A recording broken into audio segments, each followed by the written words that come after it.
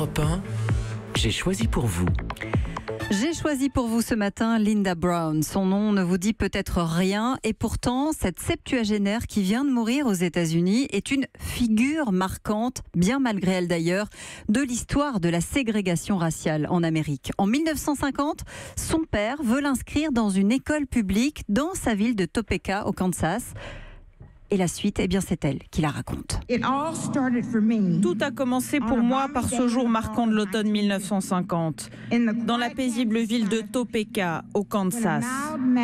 Quand un homme noir affable a pris sa petite fille de 7 ans par la main et a marché à ses risques et périls à 4 blocs jusqu'à l'école pour blancs et a essayé sans succès d'y inscrire son enfant. L'enfant dont je parle, c'était moi, Linda Carol Brown, et mon père, feu le révérend Olivier Leon Brown. Linda, à l'époque, avait 9 ans, mais l'établissement situé à côté de chez elle la refuse parce qu'elle est noire. L'école, à proximité du domicile familial, est en fait réservée aux Blancs, comme c'est le cas à l'époque dans la plupart des États du sud de l'Amérique. Mais le père de Linda ne l'entend pas de cette oreille et il engage une bataille judiciaire contre la loi qui permet, dans son État, aux villes de plus de 15 000 habitants, de séparer les écoliers en fonction de leur couleur de peau. 3 ans de longs combats et une victoire au bout en 1954.